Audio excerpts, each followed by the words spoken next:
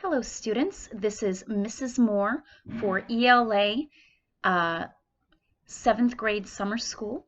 This is lesson 3.3, so week 3, day 3 of your summer school lessons. And if we look together in your main sort of thingamajig, let's see. Your story for today is Energy Story.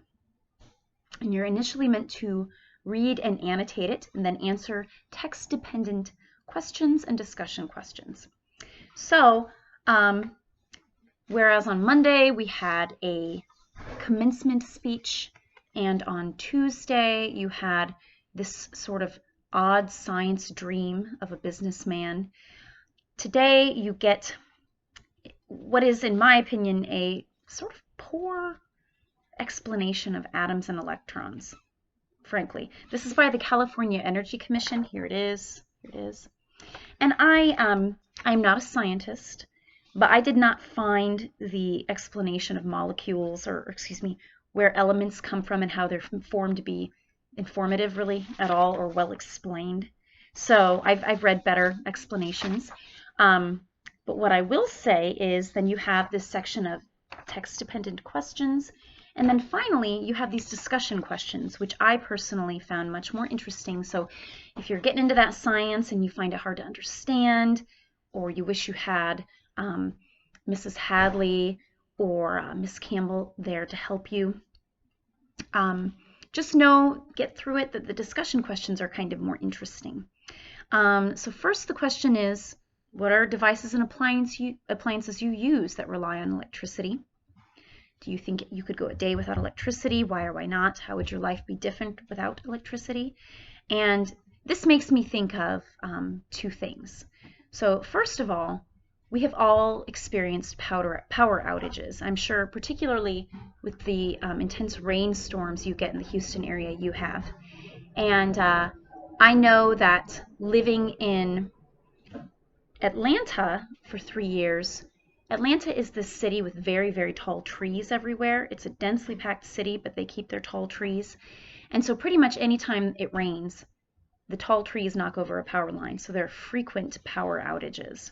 Not to mention that when I was a child growing up in Ohio, we had I lived in the country, had tornadoes. And so I know for sure about power outages. And remember the things that you can't do or how it affects you. Once in Georgia, we had a power outage and it was actually cold. And when your house gets down to 60 degrees, which really isn't much in the grand scheme of things if you think about it, you do start to be pretty uncomfortable. Or if you were in the middle of drying your hair or you wanted to put something in the toaster to eat, you realize how much you do rely on electricity. So that's a good thing to remember, a good way to feel some gratitude for what we have, those appliances that make our lives easier, not to mention entertainment. We all know what it's like to have our internet connection not working, right? And we moan and complain, even though years ago we had no such things in our homes, but we need them now. We grow accustomed to them, okay? How your life would be different without electricity? I bet you in some ways it might be better, because perhaps we would do other things besides use our devices. But in other ways, it might be harder. We would have to do perhaps more physical labor to heat our homes, things of that nature. Oh, and something I thought of. In the 8th grade, you will read Fahrenheit 451 by Ray Bradbury. And there's a wonderful scene where the main character describes being in a power outage as a child. And he says with he and his mother and all of the appliances, it's an appliance kind of heavy society, entertainment heavy society, they just had a candle and they had a moment of rediscovery. So in some ways, I don't know, maybe there is something about living we're missing when we have so many conveniences. Just some things to think about. And the second question talks about how much we rely on electricity. Why is it important to understand our energy source?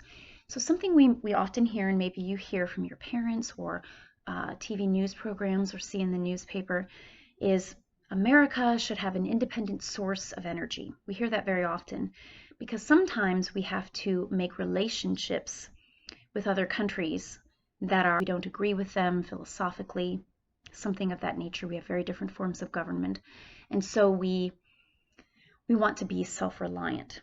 So it's important to know that there isn't just this magical box of electricity that shows up on your doorstep, right? It's important to understand the way the world works, to be an informed citizen. That's important. Y'all will vote one day. And lastly, it asks about processes of creating energy and why it's important that scientists discover such things. I don't know, do some of your parents drive a Prius or a car that runs on solar power that gets plugged in or whatever? I don't know how those work. I know when I see one and I hear one, they sound kind of funny to me. But that's an example.